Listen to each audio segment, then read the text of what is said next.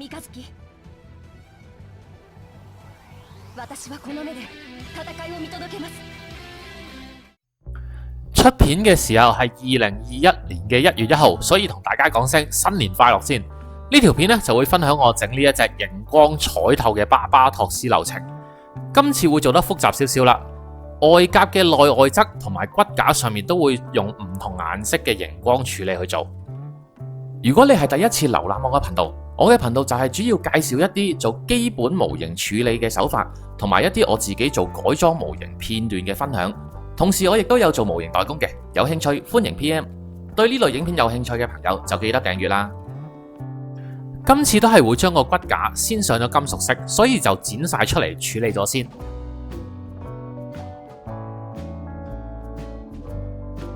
呢一啲有分隔嘅盒，我其實就準備咗唔同嘅尺寸嘅，預備入起一啲唔同比例嘅模型件，基本上一盒都裝到一隻㗎啦。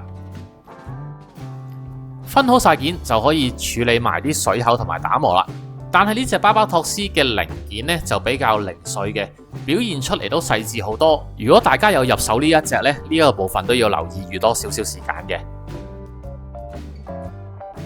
噴完油返嚟，主要我都係用佳亞020嘅槍黑色去做主色，因為呢隻巴巴托斯佢個外甲始終係比較淺色啊。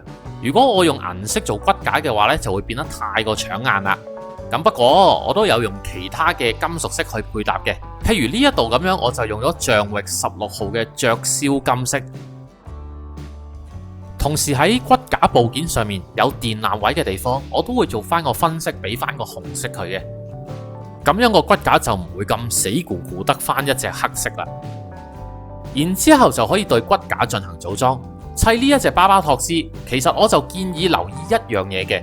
因為佢係比較多有做分件嘅油壓管部分，如果同時間剪晒落嚟嘅話呢，就會好容易搞錯噶啦。大家最好就用得到嘅時候先剪落嚟。另外就係油壓管嘅部分，好似肥宅咁樣上咗底灰、亮黑同埋金色呢，個價位就會變得好實噶啦。咁大家呢一度都要留意一下。順口講埋呢隻金色嘅部分呢，我係用咗佳亞122嘅星光金。骨架嘅部分組裝完就係咁啦，亦都係肥宅認為成件模型最有價值嘅地方，因為真係好多細節。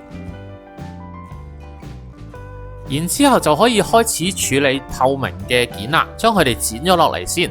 咁大家留意都係嗰句啦，剪透明件就最好留翻多啲水口位，之後先至再處理。有網友就提過神剪係官方都唔建議用嚟剪透明件嘅，咁我都揾緊一把合適嘅。揾到就會再同大家嚟做個實測，暫時就只有謹慎地使用住神剪先。由於呢隻巴巴托斯始終都係 MG 嘅 size， 有啲水口位即使佢喺個邊位都好啦，其實都係需要用到打磨膏去處理嘅。呢一個部分就真係冇得偷雞啦。我打磨嘅次序呢，就係首先用400號、800號同埋1200號嘅打磨棒將個表面打磨咗，再用3M 嘅打磨棉嘅背面去拋光，跟住最尾先至係上粗木同埋細木嘅打磨膏。喺呢度就補多句啦，如果用兩種唔同粗幼度嘅打磨膏，就最好用翻分別兩塊唔同嘅眼鏡布，因為唔同粗幼度嘅打磨膏混埋一齊呢，個效果係真係冇咁好嘅。同埋打磨完就順手用水沖走剩低喺表面嘅打磨膏啦。咁樣大家可以見到完成咗之後個水口位呢，就完全被移除咗噶啦，成個平面都係反到光嘅。處理晒所有打磨之後，就可以 check 翻呢一隻彩透本身夜光嘅效果。用 UV 燈照落去呢，見到藍色同埋白色嘅透明件係完全零夜光效果，而粉紅色嘅夜光效果呢，其實已經算幾強。黃色嘅就直頭好似自己識得發光一樣咁樣。我本身就準備咗4個顏色嘅熒光發廊油嘅，包括黃色、粉紅色、藍色同埋綠色。但係後尾我發現粉紅色同埋黃色嘅件本身個夜光效果已經係過分地搶眼，所以呢兩個顏色嘅透明件呢，就冇額外加發廊油上去啦。白色透明嘅件我係會用藍色熒光發廊油同佢做滲線，骨架上面或者一啲黑色嘅件呢，就會用個反差大啲嘅綠色去做滲線啦。因為透明白色嘅件可以俾 UV 光透過佢，去顯示到內側嘅熒光效果，所以呢一隻呢，就可以喺外甲嘅內側同埋外側都分別上熒光滲線。咁亦都補翻一句啦，大家如果玩呢一隻熒光油，就記得千祈唔好喺 UV 光之下工作太耐啦。長時間將皮膚或者眼睛暴露喺 UV 光之下呢，係會帶嚟傷害嘅。如果覺得肥宅嘅影片有趣或者有用嘅，就記得喺右下角撳一撳個訂閱掣支持一下啦。比起上一隻 RG 沙薩比，呢隻 MG 嘅滲線係容易做少少嘅，始終體積大少少啦。但係同時間因為外甲嘅內側都需要上埋滲線嘅關係，個作業嘅時間反而係仲長咗嘅。首先開咗白光加 UV 燈俾大家睇下隻腳做完咗之後大概個效果會係點樣。可以睇到其實藍色呢一個熒光效果出嚟係唔錯嘅。跟住我就會熄咗個白光，淨係喺 UV 燈之下，大家就會明白點解我會話黃色同埋粉紅色嘅夜光太過搶眼啦。特別係黃色好似自己係一個燈膽仔一樣咁樣啊，咁就會令到側跟嘅藍色熒光效果大打折扣。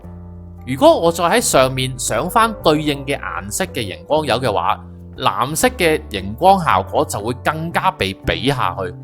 我將黃色同埋個粉紅色嘅部件拆落嚟之後，而家個藍色嘅熒光就會出翻嚟啦，個反差都係幾明顯下嘅。所以為咗成個模型總體出嚟嘅效果，喺粉紅色同埋黃色嘅部件上面，我就再冇加額外嘅加工啦。另外俾大家睇下，我喺骨架上面上咗綠色熒光髮廊油嘅狀態。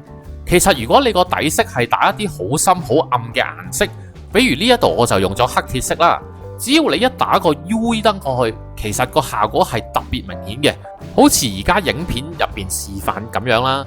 其實我只係間歇地開着個 UV 燈，但係感覺出嚟就好似骨架入邊有個 LED 燈自己 on off 一樣。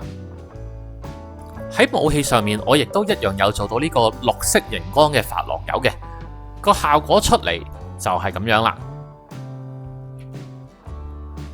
我自己都覺得呢個效果係幾得意嘅。要上色嘅地方基本上都處理晒啦，咁我就可以將多餘嘅髮廊油清走去。呢個就唔知算唔算係心得啦。藍色嘅髮廊油個熒光效果其實就冇綠色嚟得咁強烈嘅，但係同時間要抹走佢呢，亦都比較容易清理。所以如果要練手做第一隻嘅話，我會建議先用藍色開始，咁就比較容易啲 handle 嘅。都接近完成嘅階段啦，俾大家睇下我奮戰完之後枱頭嘅成果。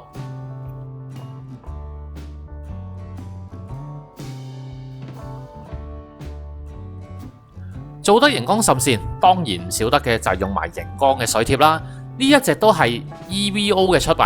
MG 巴巴托斯專用嘅水貼，咁亦都係需要用到藍色蓋嘅水貼膠水去做輔助嘅。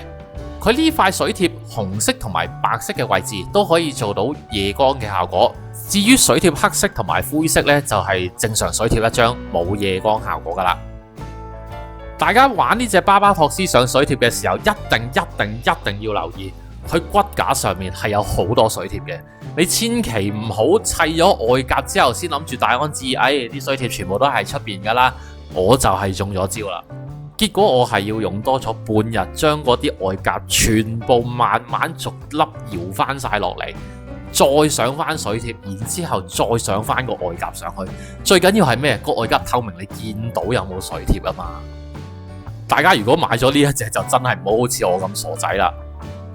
咁搞完一大輪之後，打翻個 UV 燈上去 check 下啲水貼嘅效果啦，就係咁樣啦。到最後我會薄噴一層冇防 UV 嘅光油上去，目的係保護個髮廊油同埋啲水貼，咁就唔怕幫隻模型轉 pose 嘅時候唔小心整甩佢啦。喺呢度補多一個喺 UV 燈同白光之下組裝腳部外甲嘅快鏡。因為如果我全隻組裝咗之後，個鏡頭聽得太遠同埋有太多唔同嘅光源呢，反而就冇睇得咁清晰嘅。而家咁樣就係最接近我哋肉眼睇落去個效果。咁呢一個係我個 cam 嘅問題，唔好意思啊。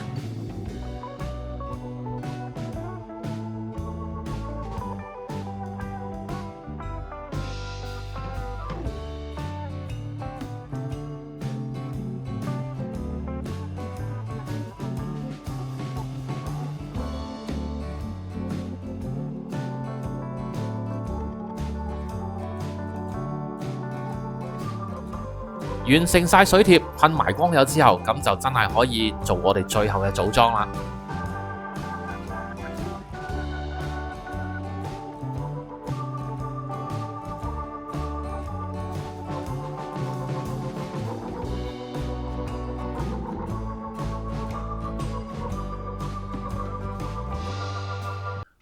完成咗成個模型，就直接俾大家睇一個360先啦。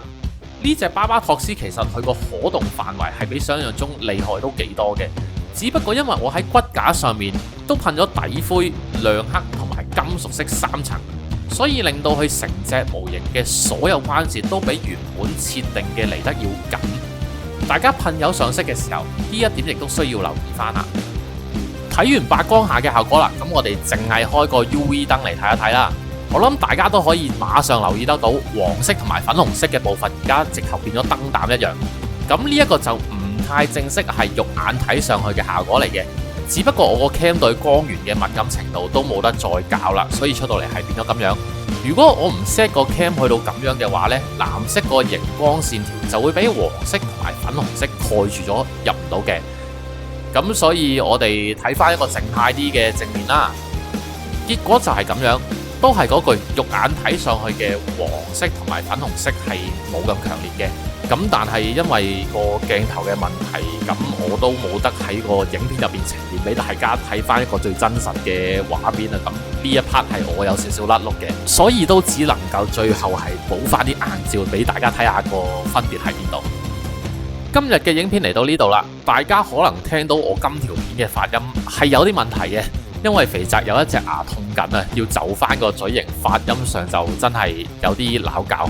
同埋喺上一條影片我講職人錯刀係上錯咗圖，有網友提醒翻我，咁呢度就夾埋一齊講翻句 sorry， 唔好意思。中意呢條片嘅朋友就記得 like、subscribe、share， 訂閱咗我嘅頻道，仲要記得撳埋個鐘仔，咁有下條新片出，你哋就會收到通知噶啦。我哋下條片再見，拜拜。